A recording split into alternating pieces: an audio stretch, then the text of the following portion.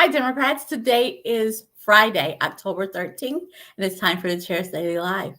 Happy Friday the 13th, happy International Day of the Girl, and happy birthday, second gentleman, Doug Inhofe. A lot of things to say happy for, a lot of things to look forward to, namely the beginning of a weekend. And if you're a candidate, what that means is the beginning of door knocking. So, just a couple of things I want to give us as we wrap up this week.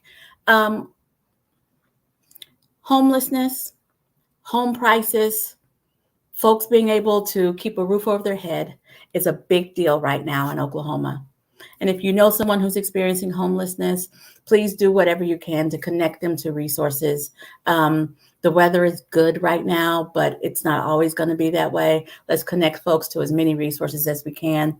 We've done 3 shows this week where we talked about how Section 8 isn't taking any more applications, how rent prices are going up, how evictions are going up. And it just amplifies the issue that affordable housing is an issue in Oklahoma. Just wanted to kind of keep that centered. More good news. There's a man who was originally from Ada who spent 30 years incarcerated. And because of DNA, he's been set free by the state of Oklahoma. That's good news. It's also kind of crazy news that this man spent 30 years of his life incarcerated for something he did not do. But good news is that he's been exonerated. And we'll follow that story and see what's to come out of that. But if you're a proponent of the death penalty, I hope that this story makes you think that through. Think again, because that's all the more reason why I have a problem with the death penalty. Because surely this man would have been put to death, considering who our governor is and how he keeps accelerating the deaths in our state. But I'm going to keep it positive. I'm going to keep it positive. I say I want to keep it positive. I'm running out of positive news. The GOP is still in disarray on a national level. I don't even want to talk about what they're doing here, except to relish in the good news of this week, and that is that the Oklahoma GOP is taking notice, and they are concerned, and they're making super secret plans on how to beat us because they see us out there. They see that we're more organized than we've been in a long time, and they see that we're more motivated than we've been in a long time. So keep up the good work. Keep talking to your neighbors. Keep registering people to vote. Keep being a loud and proud Democrat, because it's got them scared. And they don't have a plan. They're just so used to putting their name on the ballot and winning. Now they're concerned that we're going to put names on the ballot and they're going to have to figure out how to win. We know how to win.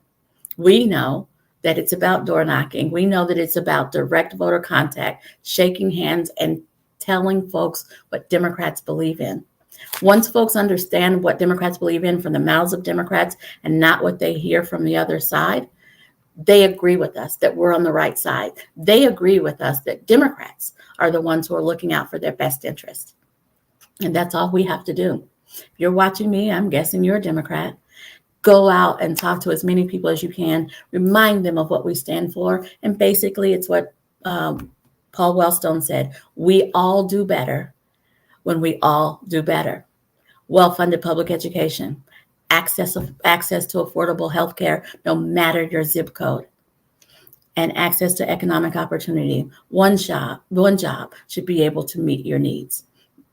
We shouldn't be in a situation where folks are having to work 2 and 3 jobs just to keep a roof over their head. That's what Democrats believe in. That's an easy message to go out and talk to people about. Yes, we care about climate, and we believe that it's real. Yes, we care about a woman's right to choose.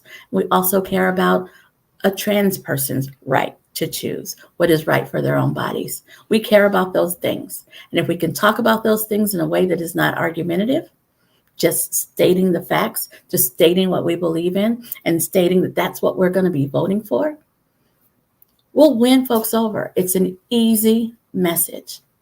That's who we are. That's all we have to tell people.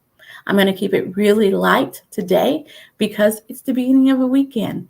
And but it is election season. I've talked to, my goodness, a wealth of great candidates this week from all over the state. I am very excited about the ballot that's coming up in November, the ballot that's coming up in December, and the ballot that's coming up in February. And I point all of those out to remind you that we're not just waiting on the ballot that's happening next November.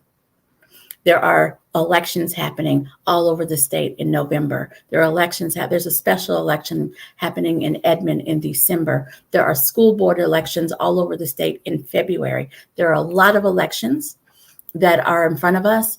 And the easiest way to know is if you're missing one. Easiest way to know if there's an election in your district that you're not aware of is to go out to the state election board, Oklahoma State Election Board, click on the voter portal, enter your name and birthday, and click on sample ballot. It will tell you what, if there's an election that you need to be looking for. It'll tell you if there's an election you need to be looking for, and it'll tell you who it is. And that way you can do your research and be ready to show up. So today is really about, let's get our message out there, and let's make sure we're prepared to vote every time the precinct is open. You guys have a wonderful weekend, and I'll be back here Monday at 4:15.